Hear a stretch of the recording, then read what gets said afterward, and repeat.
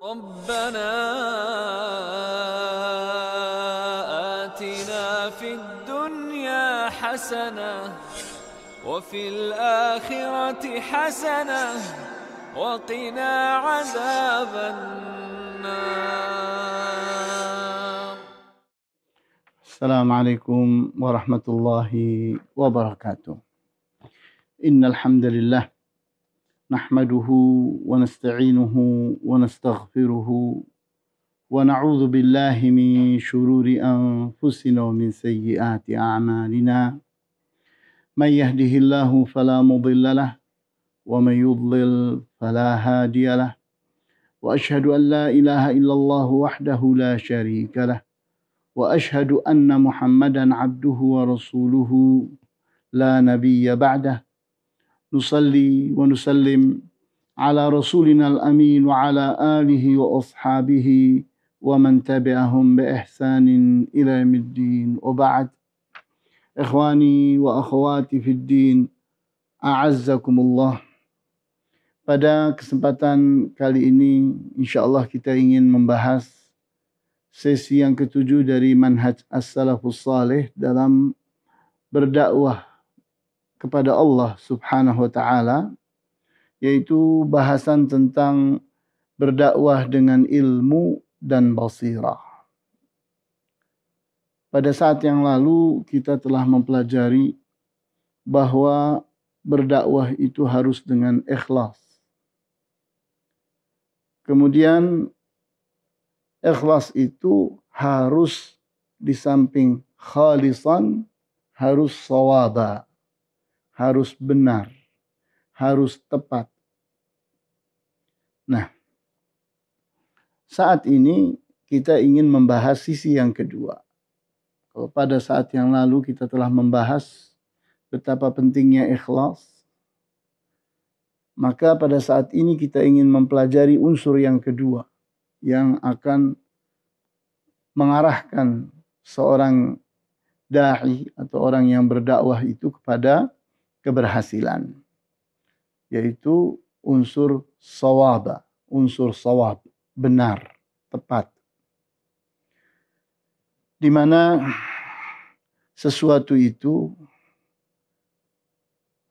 akan jadi benar dan tepat kalau dia itu kontennya, isinya, muatannya itu sudah benar. Kemudian yang kedua, caranya benar. Banyak orang yang memiliki ilmu yang benar, tapi pada saat dipraktekkan dengan cara yang salah, maka hasilnya gagal. Kenapa? Karena belum tepat dia. Dia baru kontennya saja yang benar, tapi caranya belum benar. Begitu pula seseorang yang melakukan sesuatu dengan cara yang benar, tapi kontennya salah. Isinya, kandungannya itu, muatannya itu salah. Maka hasilnya pun gagal. Sehingga di sini kita lihat kata-kata shawab, tepat, itu mengandung dua hal sekaligus. Ilmunya dan caranya. Oleh karena itu, di sini pentingnya kita mempelajari apa yang akan membuat seorang da'i, orang yang berdakwah itu benar jalannya dan benar caranya. Hal itu berupa al-ilmu wal basirah. Al-ilmu, ilmu itu apapun yang dibawa oleh Rasulullah SAW dari Allah Subhanahu wa taala disampaikan kepada umatnya, inilah jalannya, inilah ilmunya, inilah muatannya. Maka ini baru satu sisi ilmu. Maka berikutnya caranya harus benar. Untuk mendapatkan cara yang benar dibutuhkan basirah. Kemampuan melihat dengan cara yang benar. Karena di saat seseorang itu melihat dengan cara yang salah, atau dia tidak ingin melihat, lempar ilmu saja, seringkali hasilnya adalah kegagalan karena ternyata unsur basirah belum dia perhatikan. Maka di sini kita melihat pentingnya al-ilmu wal basirah. Al-ilmu adalah al-ma'rifah, pengetahuan. Dia datang kepada Nabi SAW berupa wahyu. Kemudian diajarkan kepada umatnya. Kemudian hal yang kedua adalah al-basirah.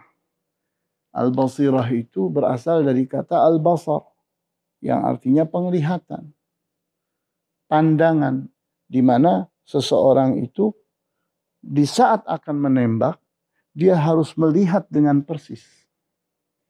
Tembakannya sudah bagus, pelurunya sudah bagus. Namun ternyata menembaknya asal-asalan, tidak menggunakan basirah, tidak dipandang dengan baik, dengan benar, dengan tepat, maka hasilnya meleset, gagal pula. Kita perhatikan di saat kita membahas hal ini, maka salah satu nasihat dari Syekh Muhammad bin Saleh Al-Utsaimin dalam kitab As-Sahwah Al-Islamiyah halaman 172, beliau mengatakan, "Fakaifa yakunu dalilan ila syari'ati man la ya'rifu syari'ata?" Maka bagaimana di saat orang yang akan menjadi penunjuk jalan, dalil, guide, mengajak orang kepada syariah, ternyata dia adalah orang yang tidak menguasai syariah, tidak mengerti syariah. Akan kemana orang itu dibawa? Dia katanya akan membawa orang kepada syariat Islam. Tapi dia sendiri ternyata tidak mengerti, tidak memahami dengan baik dan benar syariat Islam. Sehingga Syekh Fawaz As-Suhaimi mengatakan, فَإِذَا كَانَ الدَّاعِيَةُ لَا يَحْمِلُ مِنَ الْعِلْمِ شَيْئًا فَإِلَى أَيِّ شَيْءٍ يَدْعُو. Maka jika seorang da'i tidak membawa ilmu sedikit pun, maka kepada apa dia akan mengajak orang? Wa min ayyi ma'inin yastaqi li da'watihi. Dan dari mana sumber ilmunya di saat dia akan berdakwah? Dia butuh ilmu untuk berdakwah itu. Ilmu itu harus diterapkan dengan baik dan benar. Maka di saat ada orang salah, ada orang gagal, maka penyebabnya tidak lain adalah kebodohannya. Dia tidak mengerti. Wa bu'duhu an hadzan nur al-ilahi, dan dia jauh dari cahaya Allah. Di saat seseorang itu ternyata tidak mendapatkan taufik dan hidayah dari Allah, maka dia tidak akan sampai ke tujuannya. Dia tidak akan tahu jalan yang benar itu yang mana. Cara mendapatkan jalan itu bagaimana caranya. Supaya bisa sampai itu apa yang harus dilakukan, dia tidak mengerti. Karena tidak mendapatkan bimbingan dari Allah. Tidak mendapatkan cahaya dari Allah. Sehingga cahaya ilahi, cahaya Allah, di dalam Al-Quranul Karim disebut dengan ruh. Ruh artinya nyawa, jiwa, sukma, yang membuat manusia itu hidup. Di saat ruh itu dicabut, nyawa itu dicabut dari sebuah tubuh, maka matilah tubuh itu. Begitu pula dakwah. Di saat seseorang berdakwah tapi tidak memiliki ruh, dakwahnya mati. Dakwah itu membutuhkan ruh, nyawa. Berupa apa itu? Nur ilahi. Supaya dia bisa melihat dengan baik dan benar. Supaya dia bisa bersikap dengan tepat. Kita perhatikan surat Ghafir ayat 15. Yulqir ruha min amrihi ala may yasha.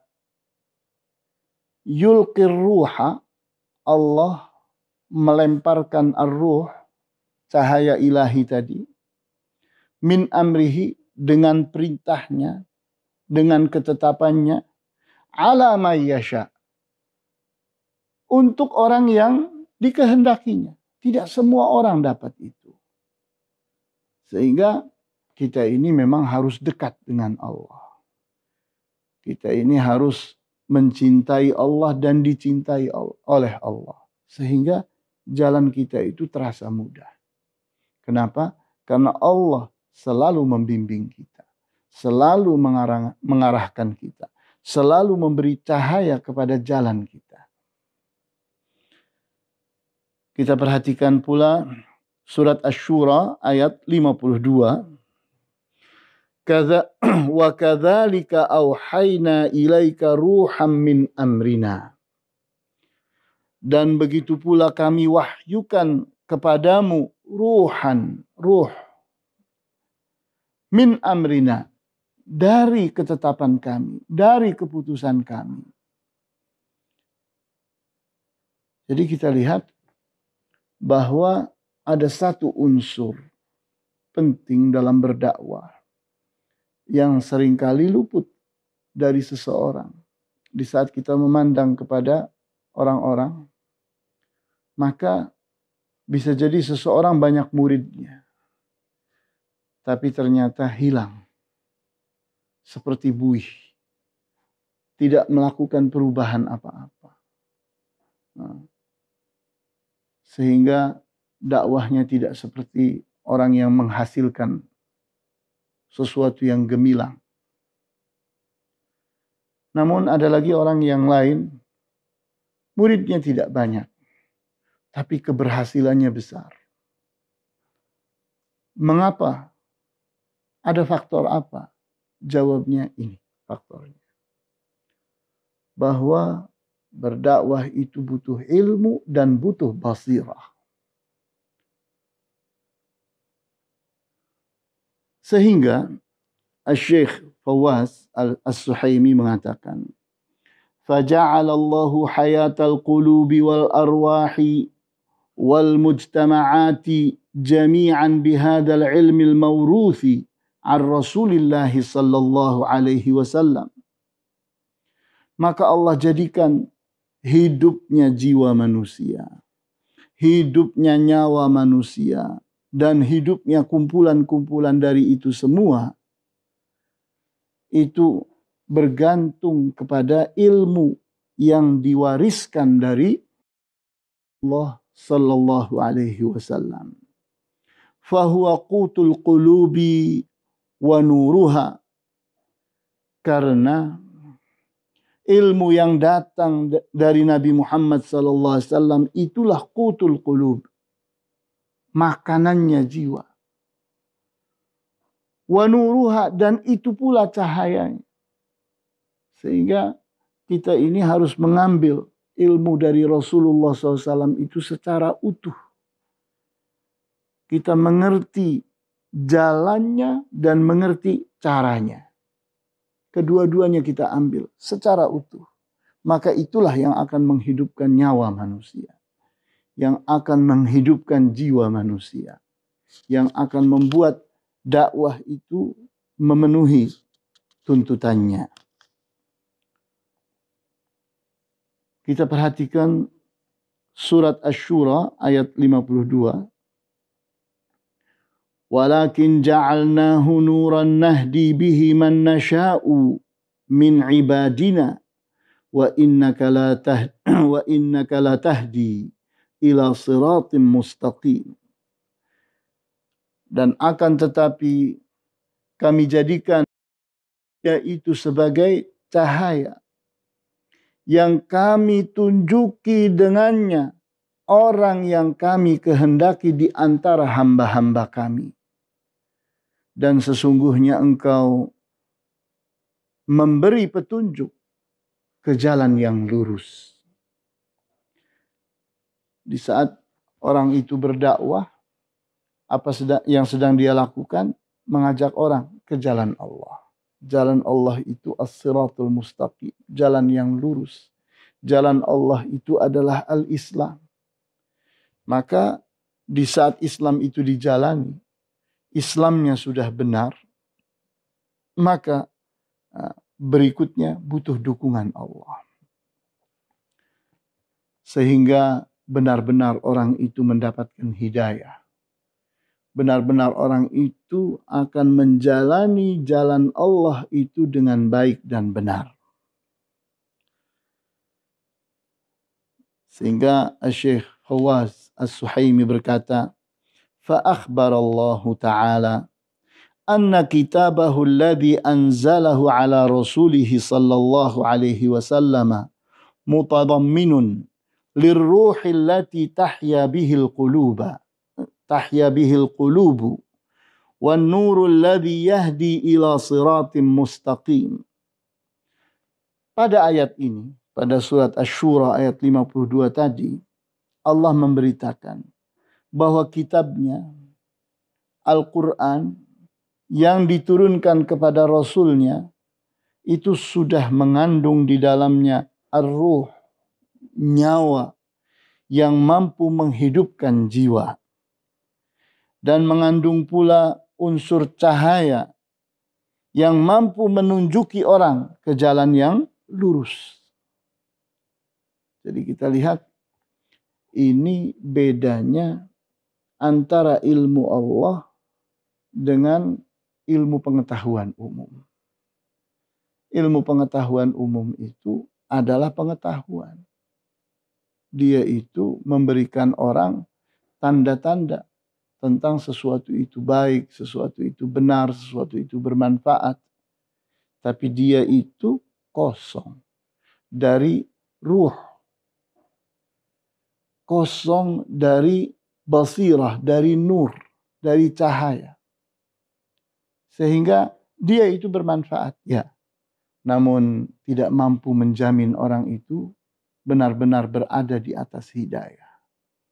Banyak profesor, banyak orang-orang yang hafal Al-Quran, banyak orang yang hafal hadis, banyak orang yang menguasai ilmu sedemikian hebatnya.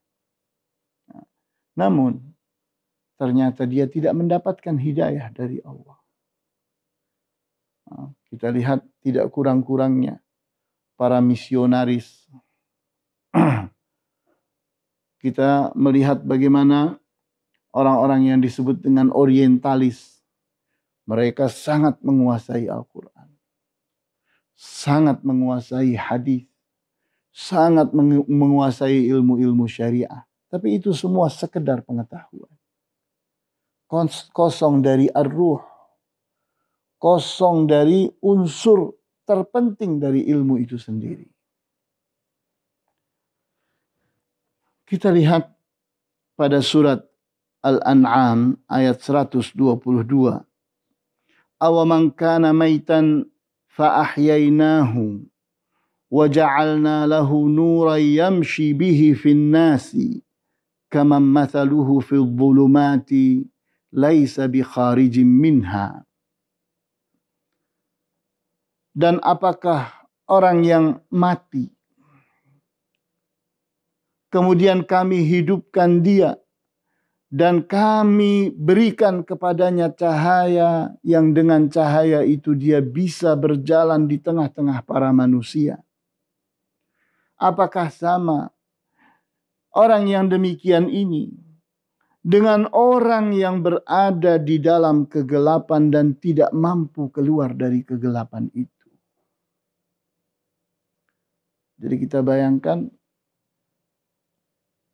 orang di saat dia itu tidak mendapatkan nur dari Allah, tidak mendapatkan ruh dari Allah, walaupun dia berilmu.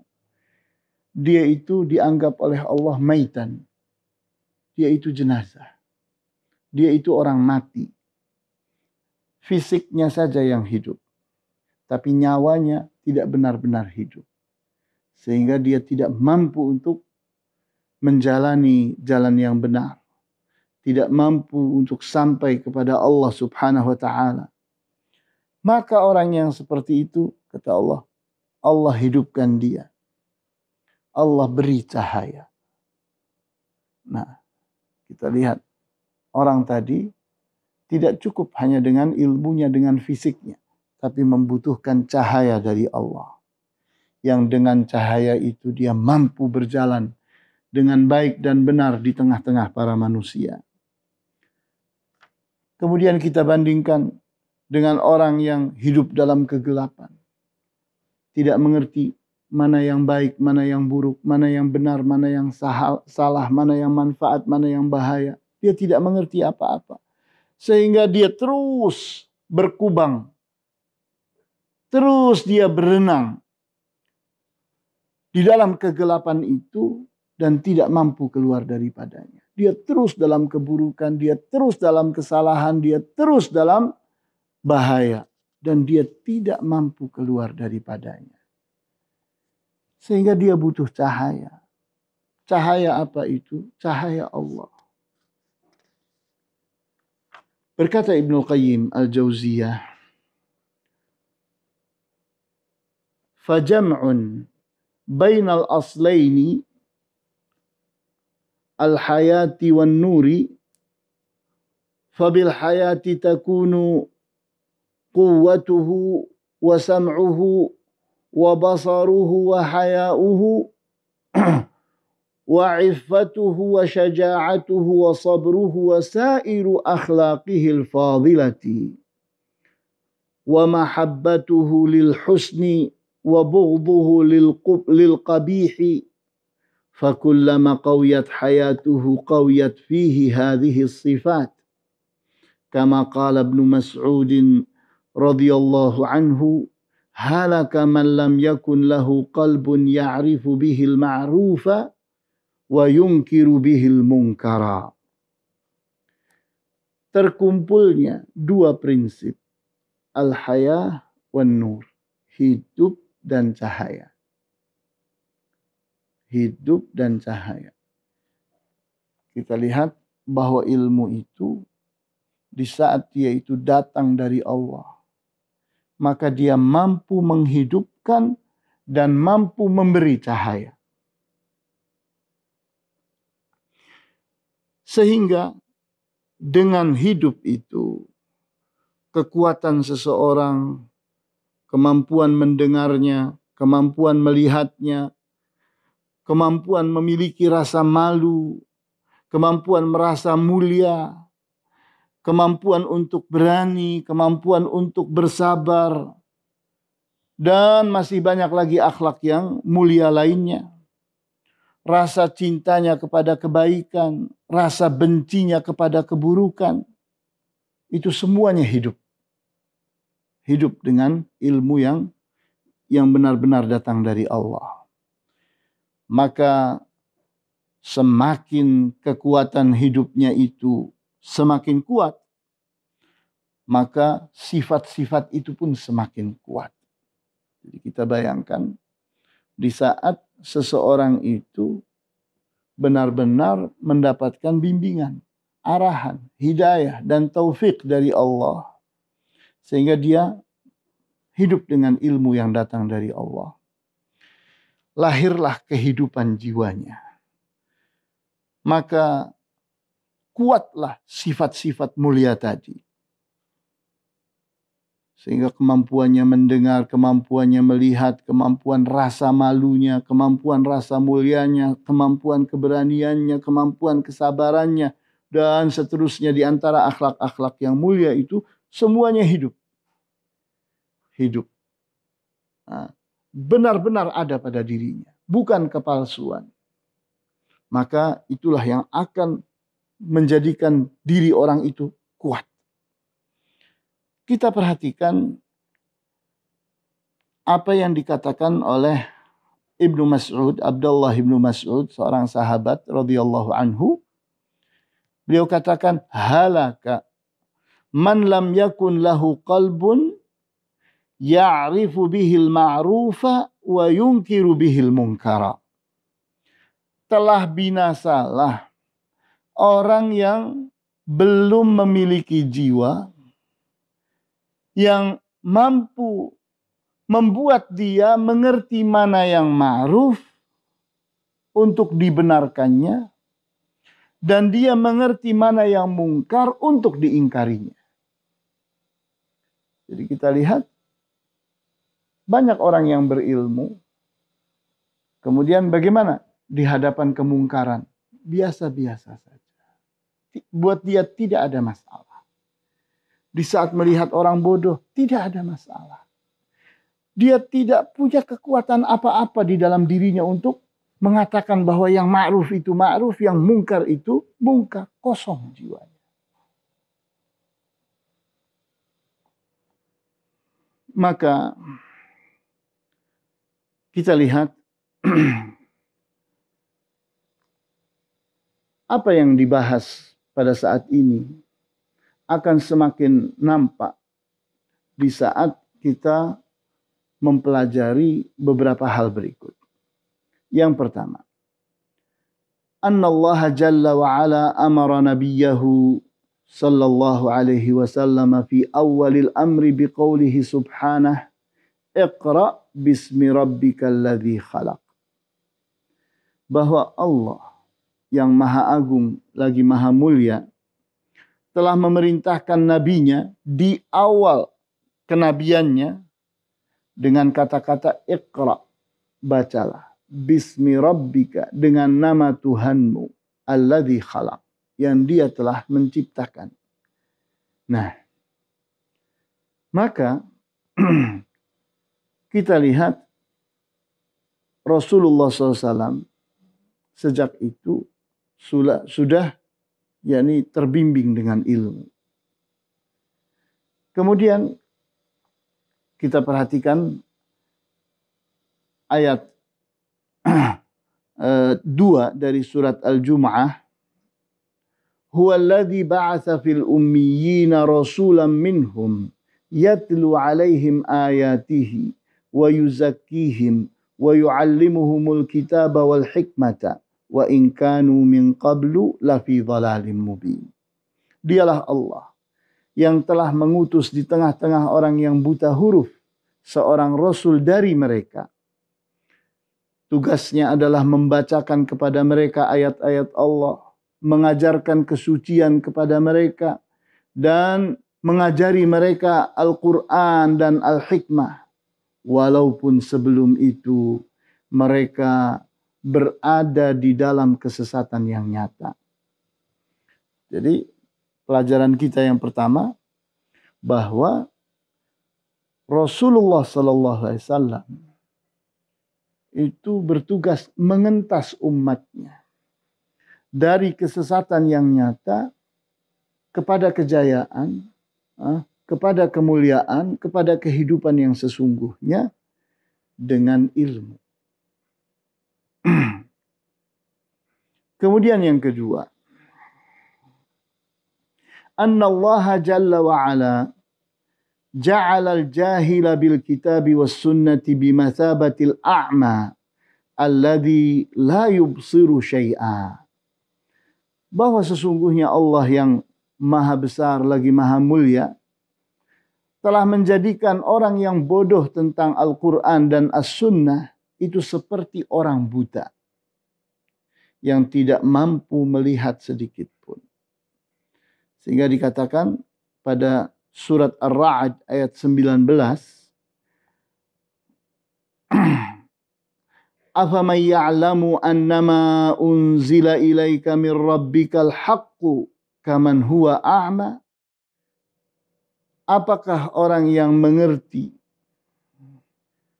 atau berilmu bahwa sesungguhnya apa yang diturunkan kepada Tuhannya adalah al-haq, adalah kebenaran.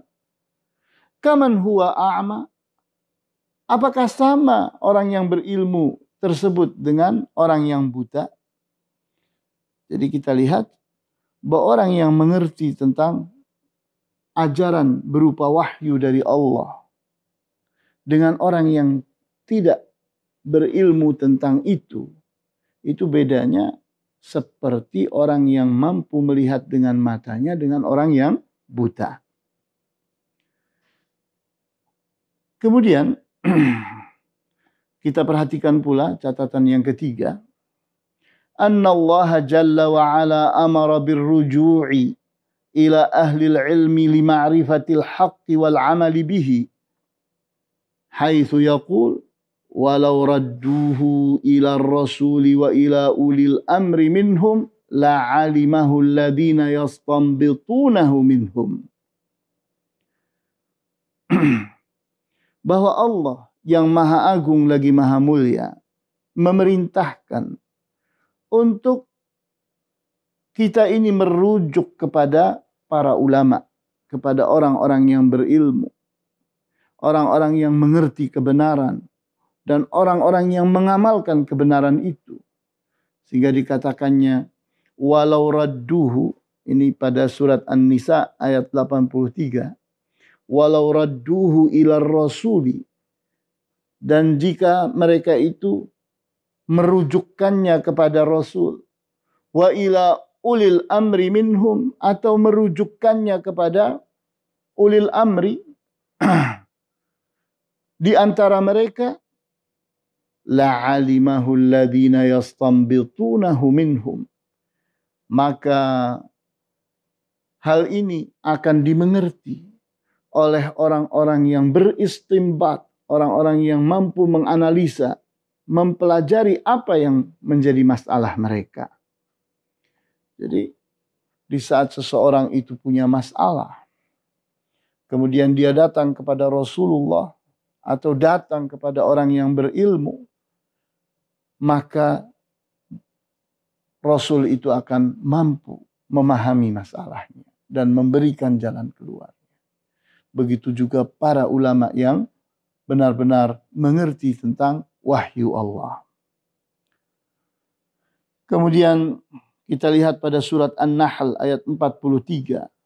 Fas'alu ahla dzikri in kuntum la ta'lamun. Maka bertanyalah kalian kepada ahlu dzikri, kepada orang-orang yang memiliki ingatan, memiliki ilmu pengetahuan. In kuntum la ta'lamun. Jika kalian adalah orang-orang yang tidak berilmu. Maka ayat-ayat ini memberikan gambaran bahwa Allah memuji orang-orang yang berilmu. Di mana di saat kita berbicara tentang ilmu, maka ilmu tentang kitab Allah, tentang wahyu Allah, itulah ilmu yang paling tinggi, yang paling mulia. Maka sesungguhnya Allah memerintahkan orang-orang yang tidak berilmu itu untuk belajar, untuk bertanya kepada orang-orang yang memang layak, orang-orang yang menguasai wahyu Allah, mengerti tentang ajaran Allah. Karena dengan seseorang itu mendapatkan bimbingan dan arahan dari orang-orang yang benar-benar berilmu tentang wahyu Allah, dia akan berada di jalan yang benar. Dia akan disucikan, dibersihkan dari keburukan, dari kesalahan, dari kebodohan, dan seterusnya. Kemudian pujian yang lain kita dapatkan pada hadis yang sahih diriwayatkan oleh Al-Bukhari, di mana Amr ibn al-As, Abdullah ibn Amr ibn al-As radhiyallahu anhuma berkata bahwa Rasulullah SAW bersabda, Inna Allah la yaqbidul ilma intiza'an yantazi'uhu minal ibad. Sesungguhnya Allah tidaklah merenggut ilmu dengan sekonyong-konyong dari para hambanya.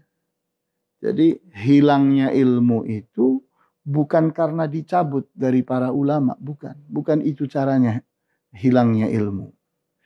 Walakin yaqbidul ilma biqabdil ulama. Akan tetapi hilangnya ilmu itu dengan direnggutnya para ulama. Artinya dengan matinya para ulama. Di saat seorang ulama dikubur, maka tubuh ulama itu terkubur dan ilmunya pun ikut terkubur bersamanya. Hatta idza lam yubqi aliman ittakhadhan nasu ru'usan juhalan. Maka di saat sudah tidak tersisa lagi orang yang berilmu, maka para pemimpin mereka itu yang ditunjuk oleh mereka itu adalah orang-orang bodoh. Fasu'ilu fa'aftau bighairi ilmin. Maka orang-orang bodoh yang menjadi para pemimpin itu pun ditanya. Maka mereka pun berfatwa tanpa ilmu. Fadallu, maka sesatlah para pemimpin itu, wa adallu, dan mereka menyesatkan orang-orang yang mengikuti mereka. Maka berkatalah Syekhul Islam Ibn Taimiyah pada kitab Al-Fatawa jilid 14 halaman 344. Wa kadzalika man arada an yaj'ala al-jahila mu'alliman lin-nasi muftiyan lahum famithlu hadza yujibul fasada fil alami. Dan begitu pula barang siapa yang hendak menjadikan orang bodoh sebagai guru bagi para manusia, menjadi mufti yang berfatwa kepada para manusia, maka dia itu sesungguhnya sedang berbuat sesuatu yang mengakibatkan kerusakan di alam semesta. Kemudian catatan yang keempat. Annallaha jalla wa ala qad ja'ala ahlal ilmi fi makanatin 'azimatin ala wa hiya annahum syuhada ala wahdaniyatih. Bahwa sesungguhnya Allah yang Maha Agung lagi Maha Mulia telah menjadikan orang-orang yang berilmu ada pada kedudukan yang agung. Apa kedudukan itu? Mereka adalah para saksi Allah terhadap tauhidullah, terhadap keesaan Allah. Mereka benar-benar menyaksikannya dengan ilmu mereka. Hal ini termaktub pada surat Ali Imran ayat 18. Syahidallahu annahu la ilaha illa huwa wal malaikatu wa ulul ilmi qa'iman bil qist. Allah bersaksi bahwa tiada ilah yang patut diibadahi kecuali Allah. Begitu pula para malaikat bersaksi. Begitu pula ulul ilmi, orang-orang yang berilmu pun bersaksi. Mereka menegakkan kebenaran dan keadilan. Sehingga dengan demikian, dengan catatan-catatan ini, bahwa berdakwah itu mengharuskan orang yang berdakwah tadi untuk memiliki ilmu dan basirah. Memiliki ilmu dan memiliki pandangan yang benar. Sehingga kita perhatikan Al-Syekh As-Sa'di rahimahullah, beliau berkata, "Wad-da'watu ila Allahi mulazimatun wa mutadhamminatun lil ilmi li'anna min syurutiha al-ilmu bima yad'u ilaihi da'i." Bahwa berdakwah mengajak orang kepada Allah itu di dalamnya ada tuntutan, ada keharusan untuk memiliki ilmu. Karena di antara syarat-syarat orang berdakwah adalah ilmu. Dia mengerti tentang apa yang akan dia ajak orang kepadanya.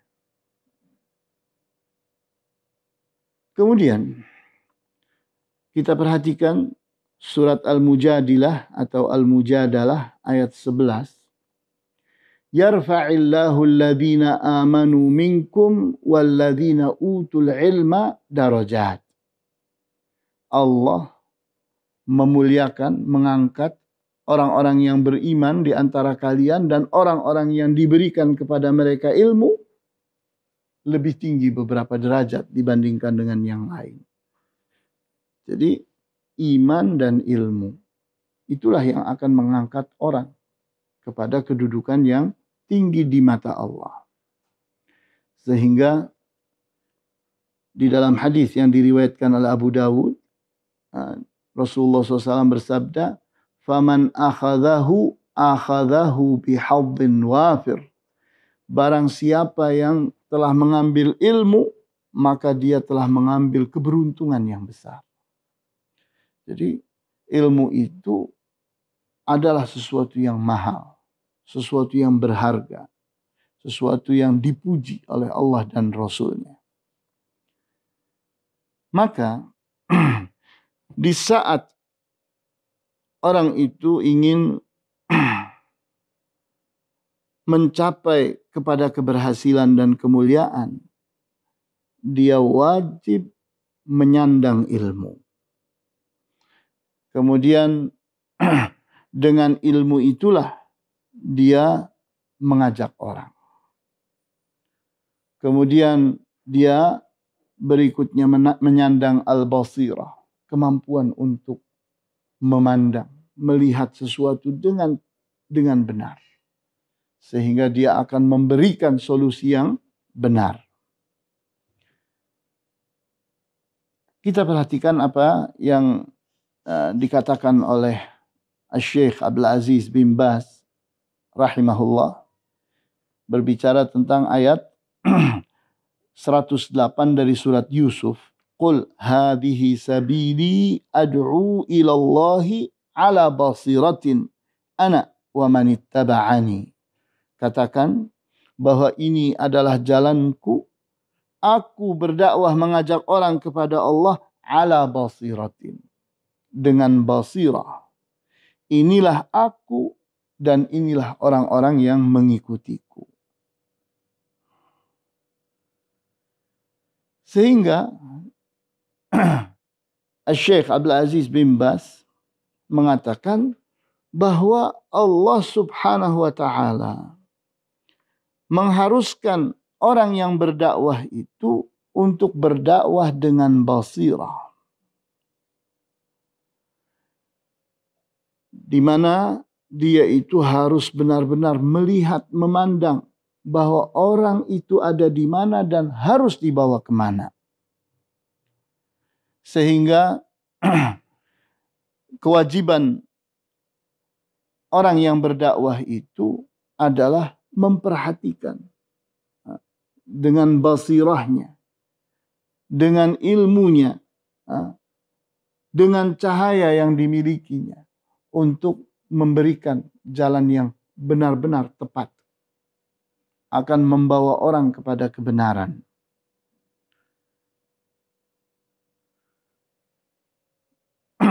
Kemudian kita lihat pula hadis yang diriwayatkan oleh Abu Dawud, di mana Rasulullah SAW bersabda, "Innama shifa'ul ayyis su'adu." Innama, sesungguhnya tidak lain, shifa'ul ayyi, obatnya kebodohan itu adalah as-su'alu, bertanya.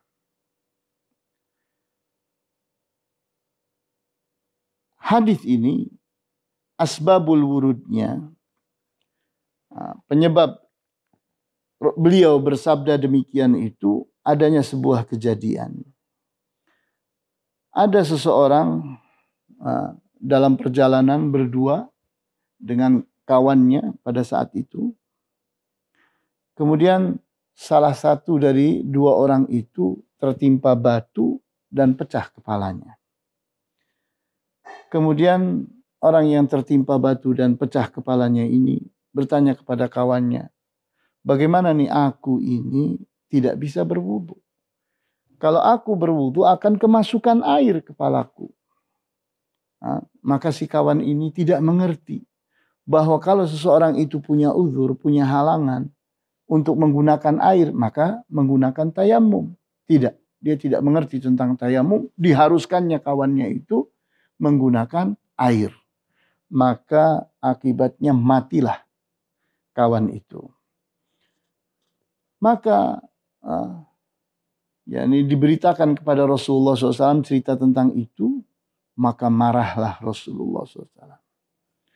Sehingga beliau berkata, qataluhu qatalahumullah. Mereka telah membunuh orang itu dan mereka akan dibunuh oleh Allah. Ala sa'alu id lam ya'lamu. Tidakkah mereka itu bertanya kalau mereka tidak berilmu? Innama shifa'ul ayyis su'al. Sesungguhnya obat bagi kebodohan itu adalah bertanya. Al-Imam Al-Khattabi berkata, fi hadzal hadithi minal ilmi annahu 'abahum bil fatwa bighairi ilmin wa alhaqa bihimul wa'idu bi an da'a 'alaihim wa ja'alahum fil ithmi qatalatan lahu. Pada hadis ini ada ilmu yang kita bisa ambil bahwa Rasulullah SAW marah dan mencerca orang ini karena dia berfatwa tanpa ilmu. Maka akibatnya terancamlah orang itu dengan doa dari Rasulullah SAW kepada mereka dikarenakan dosanya mereka sebagai para pembunuh. Membunuh orang dengan kebodohan. Yang semestinya orang bodoh itu bukan berfatwa, tapi bertanya. Tapi tidak. Memaksakan dirinya berfatwa dan akibatnya orang terbunuh. Kemudian, di saat kita berbicara tentang al-ilmu wal basirah, maka Al-Hafidh Ibnu Hajar mengatakan, wal muradu bil ilmi al-ilmu syar'i alladhi yufidu ma'rifata ma yajibu 'ala al-mukallafi min amri dinihi fi ibadatihi wa muamalatihi wal ilmu billahi wa sifatihi wa ma yajibu lahu minal qiyami bi amrihi. Yang dimaksud dengan ilmu adalah ilmu syariah yang menyebabkan orang itu jadi mengerti tentang apa yang wajib atas dirinya, tentang urusan agamanya, baik ibadahnya, muamalahnya, berilmu tentang Allah, tentang sifat-sifat Allah, dan berilmu tentang apa yang wajib di antara perintah dan larangan Allah. Kemudian Syekhul Islam Ibnu Taimiyah berkata, kalau tadi dalam kitab Fathul Bari, jilid 1 halaman 141, maka perkataan Syekhul Islam Ibnu Taimiyah ini pada surah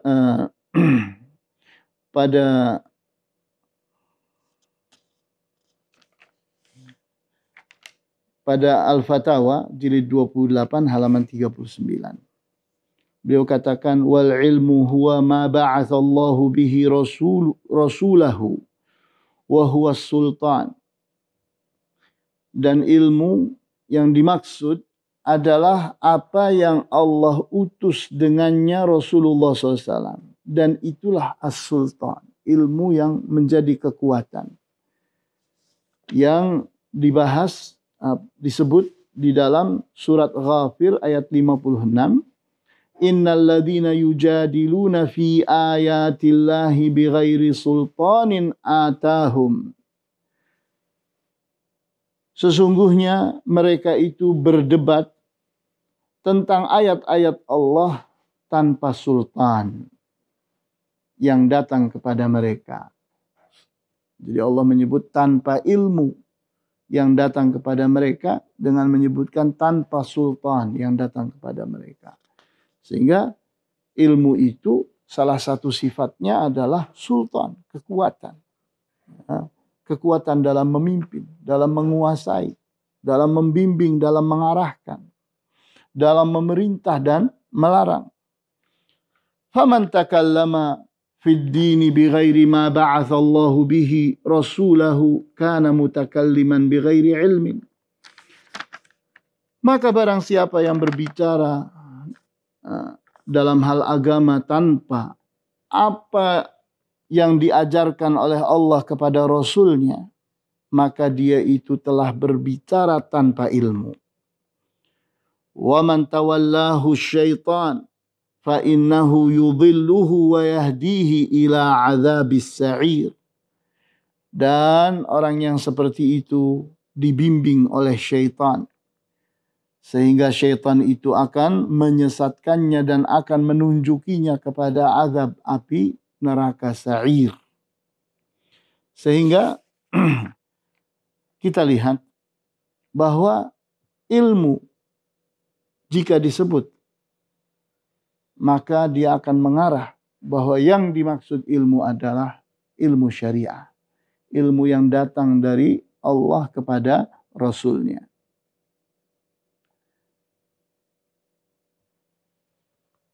Kemudian masih dari Syekhul Islam Ibnu Taimiyah pada jilid 13 Al-Fatawa jilid 13 halaman 136.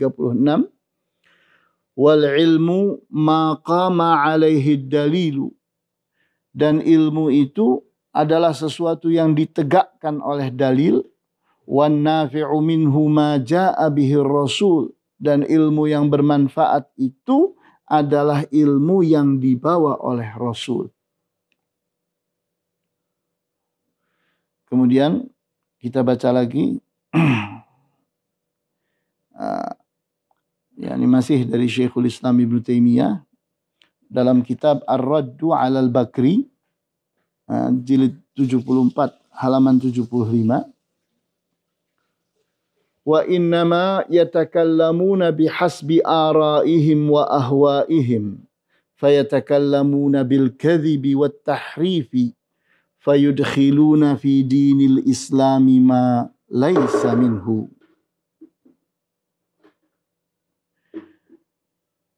Maka sesungguhnya mereka itu berbicara sekedar dengan pendapat mereka dan hawa nafsu mereka.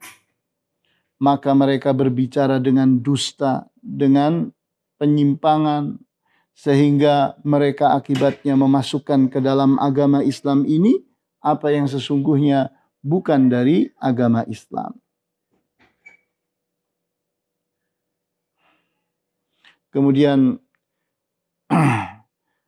pada kitab yang sama beliau berkata, walakin kullu man lam yakun ilmuhu wa amaluhu yarji'u ila al-ilmi al-mawruthi 'anir rasul sallallahu alaihi wasallam muqtadiyan bi syari'ati nabawiyyah lam yakhlus minal ahwa'i wal bid'i bal kulluhu ahwa'un wa bid'un. Akan tetapi setiap orang yang ilmu dan amalnya belum merujuk kepada ilmu yang diwariskan dari Rasulullah SAW dan belum menggunakan petunjuk syariah dari Nabi SAW, maka dia itu belum selamat dari hawa nafsu. Dia belum selamat dari bid'ah. Bahkan seluruh ilmunya itu adalah hawa nafsu dan bid'ah. Sehingga kita lihat bahwa telah tergambar pada kita bahwa orang yang berdakwah itu membutuhkan ilmu dan basirah. Sehingga dia benar-benar mengerti jalan dan mengerti bagaimana membawa orang ke jalan itu. Jadi mengerti jalannya dan mengerti caranya. Sehingga lengkaplah pengertian kita tentang kata shawab. Yani di mana ibadah itu kita lakukan harus dengan khalisan, ikhlas, shawaba, benar. Maka untuk benar ini dibutuhkan ilmu dan basirah. Nah, inilah pelajaran kita. Wallahu ta'ala a'lamu bis-shawab. Walhamdulillahi rabbil alamin. Wa sallallahu ala asyrafil anbiya'i wal mursalin. Wa ala alihi wa ashabihi ajma'in. Subhanakallahumma bihamdika. Assalamualaikum warahmatullahi wabarakatuh.